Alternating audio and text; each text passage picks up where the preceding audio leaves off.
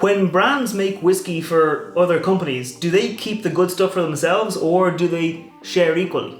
Let's find out this week. I'm Matt, I'm the Whiskey Nerd, and this week I'm going to see if name brands, when they produce whiskies for other companies, if they keep all the good stuff for themselves. If you're in America, you're probably used to brands like Kirkland, who don't have a distillery of their own, but somehow have their own whiskey brand. In Ireland, we've got a few shops such as Lidl or Lidl, depending on how you like saying it, and they have their own whiskey brand, such as this Dundalgan, which they fully are very transparent about, and they say was distilled in West Cork by West Cork distillers. And I've got a little sample of West Cork whiskey right here. These whiskies should be identical. They should be essentially identical. They are both single malt whiskies, aged in bourbon casks, finished in sherry casks. The West Cork one comes in at 43% ABV, but the one for Lidl, the Dundalgan whiskey, comes in at 42%, so there is maybe a slight difference there. They are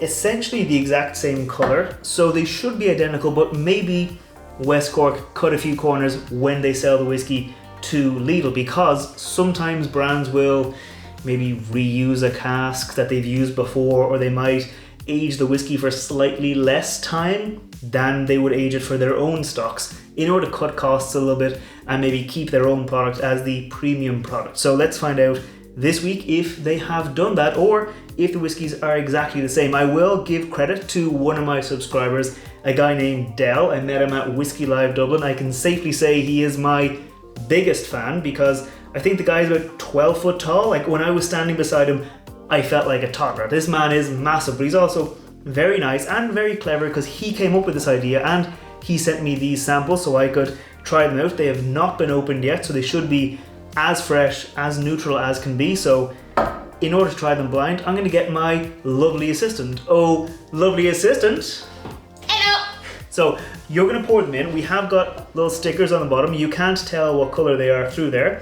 But you're going to pour the whiskies in, mix them around, and then I'm going to taste them and see if there's a difference. Okay.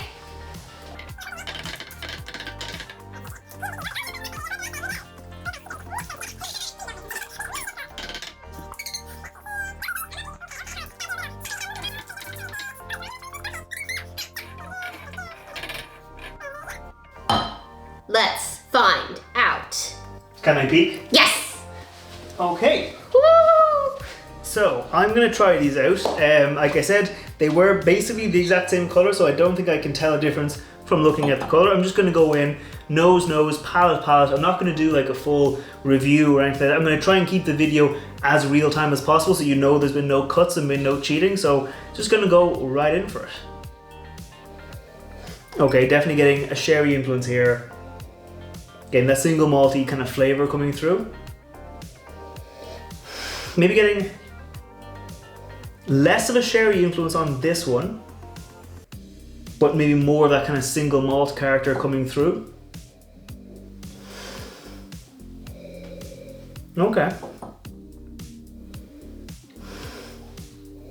In terms of ABV, they probably feel about the same on the nose. I mean, it's 42%, 43%. You're not really going to be able to tell that kind of difference. But I do think on the nose, at least, this one has more of a sherry influence, which might mean that this one is the West Cork one because they might have used a fresher sherry barrel for themselves. But I think they're just going to go in for the palate and see about it. Cheers. Okay. Nuttiness up front, bit of single malt, bit of oak spice, that kind of sherry, nutty kind of character comes through. I think it doesn't say what kind of sherry, it doesn't say it was Oloroso or anything, but it's just from the Bodega's Baron. Doesn't say what kind of sherry, but definitely getting that kind of sweetness, bit of oakiness, bit of kind of nuttiness coming through. So I'm gonna go in for the second whiskey and see how it is. Okay, this one seems to have more of a profile. On the nose, this one definitely seemed to be kind of more of that sherry influence.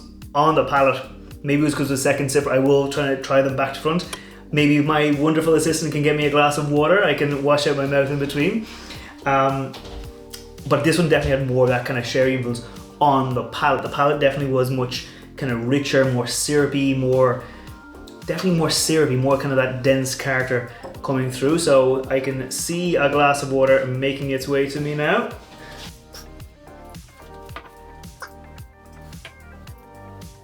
Yeah, still second sip around, even with that little bit of water left in my mouth. This one felt a lot more syrupy, a lot more dense. Less of that single malt character, more of that sherry character coming through on the palate. Here, yeah, so now I'm leaning that it's this way. I'm gonna take a final sip of water, I'm gonna take a final sip of each of them, and I'll make my final decision. I feel such pressure, she's right there watching me.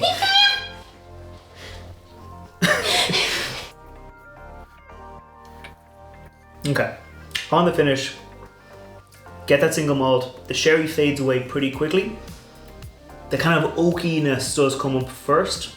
Like, I mean, the sherryness is there, then the oaky kind of flavor carries through up after that. So I'm guessing the sherry was less dominant here than in this one here. But I'm gonna take another sip of water.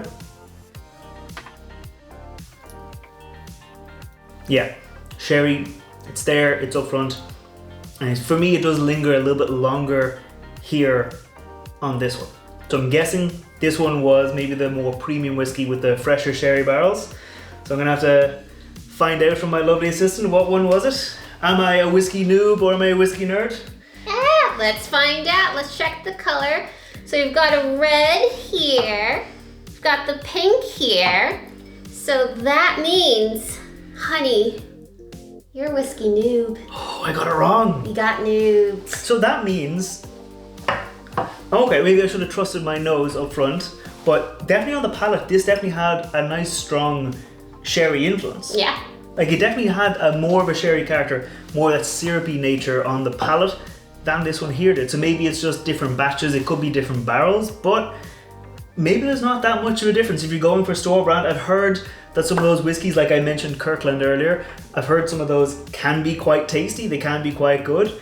So maybe if it comes down to it, if you're like me and maybe you can't tell the difference between whiskies, maybe keep going for whatever you like. If you like something that's a little bit maybe more budget friendly, I mean they do come in about the same price. I think this one is a little bit cheaper though, so for my money, it's very nice, very tasty, and it matches up.